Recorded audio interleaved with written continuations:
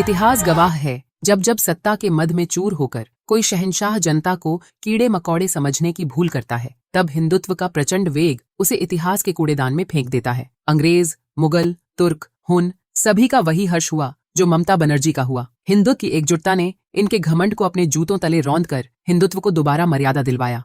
मुसलमान बन जाओ, जात धर्म बदल दो, मुसलमान बन के रहेगी, मेरे बेटा से शादी कर ले तो रहने दूंगी, ना तो ना रहने दूंगी। मेरे पास कोई नहीं है, मेरे मजबूरी के फायदा उठाते हैं, जबरदस्ती कहते हैं मुसलमान बनने के लिए। इसी बात के हम इतराज किए कि हम मुसलमान नहीं बनेंगे तो हमको बच्चों को भी मारे। जय श्री राम बोलता था। क्यों मारा था? दिवाली के दिन आपके घर में घुस के मारा था? हाँ, मेरे बहन को भी मारा था। दौरा करने लग गया था, वीडियो है सारा। आप सोचिए, छोटा बच्चा झूठ बोलेगा? मेरी मम्मी बाहर से कुंडी लगा के गई थी, मैंने अंदर से नहीं बंद करा था, तो वो आके मेरे को मारने लगे। ये बात है कि उन्होंने मेरे को मारा था, बाल पकड़े थे और चाटा भी मारा था। बंगाल के चुनाव परिणाम केवल ईवीएम के आंकड़े नहीं हैं, बल्कि उन लाखों पीड़ित आवाजों की सामूहिक चीख है जिन्हें सालों तक दबाया गया, डराया गया और मरघट की शांति स्वीकार करने पर मजबूर किया गया। यह चुनाव परिणाम केवल एक राजनीतिक जीत नहीं है, बल्कि उस नृशंस तंत्र के विरुद्ध एक जन क्रांति है जिसने बंगाल को विनाशकारी दिशा में धकेल दिया था। षड्यंत्रकारियों की करारी हार है जो हिंदुत्व को गाली देना अपनी शान समझते थे और जय श्री राम के उद्घोष को अपनी सत्ता के लिए खतरा मानते थे। यह हिंदुत्व के उस जागृत उदय की जीत है जिसने यह साफ कर दिया कि अब बंगाल में जय श्री राम का उद्घोष अपराध नहीं बल्कि गर्व का विषय है। वीडियो अंत तक देखें और आगे देखने से पहले इसे लाइक और शेयर जरूर करें। मोदी जी के 3 यार, ED, CBI, Gyanesh Kumar. Election commission को धन्यवाद करना ही चाहिए और जो ज्ञानेश कुमार जी है उनको इंडिया गेट के सामने लाकर उनका बीजेपी ने सत्कार करना चाहिए, सम्मान करना चाहिए और उनको भारत रत्न भी देना चाहिए और नोबेल पुरस्कार के लिए उनका नाम भी आगे भेजना चाहिए। जिस तरह से चुनाव आयोग ने काम किया है देश में, अभी के चुनाव आयोग ने लोकतंत्र नहीं है, उसे लोकतंत्र और निष्पक्ष चुनाव नहीं कहते उसको। विपक्ष चाहे ईवीएम पर दोष मढ़े या चुनाव आयोग पर, सच ये है कि बंगाल की जनता ने उनके अहंकार और हिंदू विरोधी मानसिकता को सिरे से नकार दिया है। बंगाल चुनाव की अगर बात करें तो पहला बार ऐसा चुनाव है जो लोगों ने खुद, ऐसे लोग बोल रहे थे, ऐसा लग रहा है कि उनको नया एक आज़ादी मिला है और ऐसा जैसे कि 4 तारीख से पहले हम जो बात कर रहे थे उसे कुछ भी पूछ रहे थे तो कुछ भी वो लोग नहीं बता रहे थे।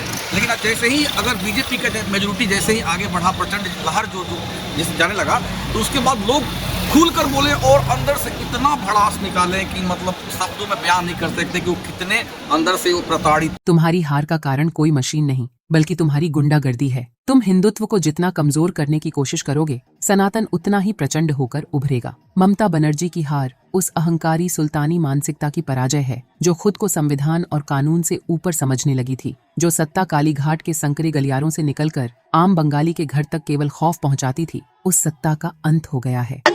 में मेरा सहेली के साथ बलात्कार हुआ था, हम आंदोलन किया था, वो मुख्यमंत्री ने बोला था जब मैं महामारी हूँ तब से मेरा फैमिली का ऊपर मेरा ऊपर टर्चर शुरू हो गया था।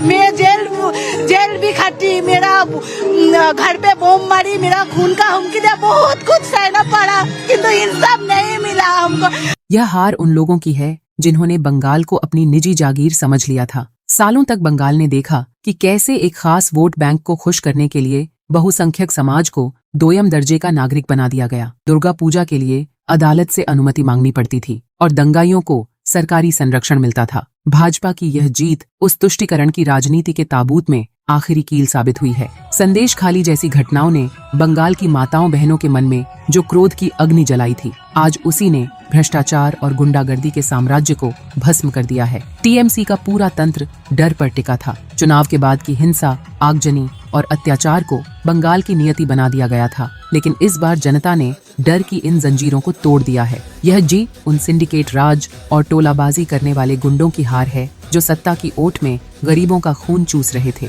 आज बंगाल की गलियों में उड़ रहा केसरिया गुलाल उसी भय के खात्मे का प्रतीक है। 2.5 लाख सुरक्षा बल लगाए गए। कल्पना कीजिए, अमेरिका ईरान से लड़ने के लिए 50,000 सैनिकों का इस्तेमाल करता है और भारत की मोदी जी की सरकार ममता बनर्जी से लड़ने के लिए 2.5 लाख सैनिकों का इस्तेमाल करती है। इतनी बड़ी दुश्मनी ये निभाई जा रही है। फिर इस चुनाव में ये भी प्रश्न उठता है। विपक्ष आज अपनी हार को पचा नहीं पा रहा है। जब आप जनता के हक का राशन छीन लेंगे, शिक्षक भर्ती में घोटाला करेंगे और युवाओं के भविष्य को माफियाओं के हवाले कर देंगे, तो जनता आपको कभी माफ नहीं करेगी। विपक्ष के आरोप दरअसल उनके कुकर्मों पर पर्दा डालने की एक नाकाम कोशिश है। यह हार का विलाप है, क्योंकि अब उनके भ्रष्टाचार की फाइलें खुलेंगी और उन्हें पाई पाई का हिसाब देना होगा। बंगाल, जो कभी स्वामी विवेकानंद और ऋषि अरविंद की भूमि था, उसे षड्यंत्रकारियों ने एक जिहादी प्रयोगशाला बना दिया था। भाजपा की इस जीत ने बंगाल को उसकी जड़ों से पुनः जोड़ा है। यह हिंदुत्व का उदय किसी धर्म के खिलाफ नहीं, उस अधर्म के खिलाफ है जिसने बंगाल की संस्कृति को नष्ट करने की कोशिश की। अब बंगाल में सरस्वती पूजा और दुर्गा पूजा किसी अनुमति की मोहताज नहीं होगी। बंगाल की माटी ने सिद्ध कर दिया है कि माँ, माटी और मानुष केवल नारे नहीं थे जिनका दुरुपयोग किया गया। असली मानुष अब जाग चुका है और उसने अपनी माटी को शोषकों से मुक्त करा लिया है। यह जीत दर्शाती है कि बंगाल अब अंधकार से निकलकर विकास की मुख्य धारा में जुड़ना चाहता है। अब यहाँ उद्योग आएंगे, रोजगार आएगा और सोनार बांग्ला का सपना हकीकत बनेगा। विपक्ष चाहे जितने बहाने बना ले, वह जन आक्रोश के इस सैलाब को नहीं रोक सकता। यह जीत सत्य की असत्य पर और न्याय की अन्याय पर विजय है। ममता की तानाशाही का सूर्यास्त हो चुका है और बंगाल के आकाश पर राष्ट्रवाद का सूरज प्रचंड तेज के साथ उदित है। तृणमूल कांग्रेस वोट लाने के लिए सब करता है। कोई मुस्लिम इलाका में जाकर उर्दू स्पीकिंग मुस्लिम, बंगाली मुस्लिम नहीं बोलता। इस्लामपुर, ग्वालपुकुर में मुसलमान उर्दू में बात करता है और मालदा में, हरिश्चंद्रपुर में, रुतवा में बांग्ला में बात करता है, कभी नहीं बोलता। लेकिन Hindi speaking, Bengali speaking, Gujarati speaking, तोड़ो हिंदू को, तोड़ो हिंदू को तोड़ने का काम ममता बनर्जी करती है और उनका जितना भी एम्प्लॉय है, तो महुआ मित्रो भी एक एम्प्लॉय है। यह परिवर्तन केवल कुर्सी का नहीं, बल्कि बंगाल की आत्मा का है। दोस्तों, कमेंट में जय श्री राम लिखकर हिंदुत्व की यज्ञशाला में अपना आहुति देते हुए वीडियो को लाइक और शेयर जरूर करें। धन्यवाद।